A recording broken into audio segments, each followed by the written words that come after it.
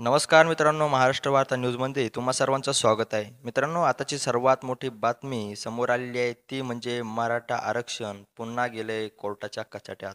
संपूर्ण माहिती सविस्तर तर जाणून घेणारच आहोत. त्यापूर्वी अजून चॅनलला सबस्क्राईब केलं नसेल नक्की करा व बेल आयकॉनवर नक्की प्रेस करा, जेणेकरून आमच्या नवनवीन अपडेट तुमच्यापर्यंत सर्वांच्या अगोदर पोहोचत राहतील.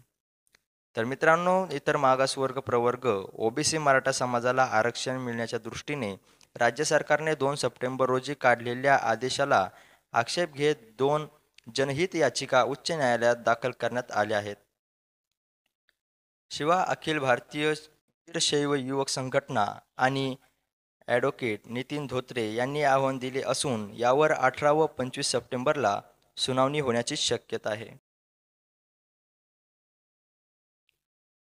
मराठा नेते मनोज जरांगे पाटील यांनी गणेशोत्सवाच्या सुरुवातीलाच मुंबईत केलेल्या आंदोलनानंतर दबावाखाली सरकारने हैदराबाद गॅजेटमधील नोंदी लक्षात घेऊन मराठा समाजाला कुणबी किंवा मराठा कुणबी व कुणबी मराठा ही जात प्रमाणपत्रे देण्याविषयीचा आदेश 2 सप्टेंबर रोजी काढला. असा दावा याचिकेत केला असून अध्यादेश रद्द करा तसेच याचिका प्रलंबित असेपर्यंत अंतरिम स्थगिती द्या अशी मागणी याचिकेत करण्यात आली आहे. मराठा समाज हा मागास नसून पुढारलेला आहे. तसेच कुणबी व मराठा हे एक नसून वेगवेगळे वर्ग आहेत, असा निष्कर्ष यापूर्वी खात्री आयोग, बापट आयोग, मंडळ आयोग, देशमुख समितीने अभ्यासांती दिला. तसेच मराठा समाजाला कुणबी म्हणून मान्यता देण्यास आणि ओबीसीमध्ये समाविष्ट करण्यास नकार दिला होता. राष्ट्रीय मागासवर्ग आयोगानेही 1999 मध्ये जनसुनावणी अंती व सर्व घटकांशी चर्चा केल्यानंतर मराठा व कुणबी हे एक नसल्याचा निष्कर्ष नोंदवला होता. याकडे याचिकेत लक्ष देण्यात आले आहे.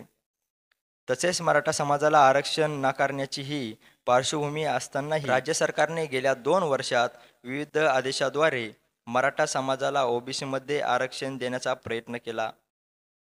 त्याचप्रमाणे त्या अनुषंगाने ओबीसी जात प्रमाणपत्रे देण्याची तरतूद केली.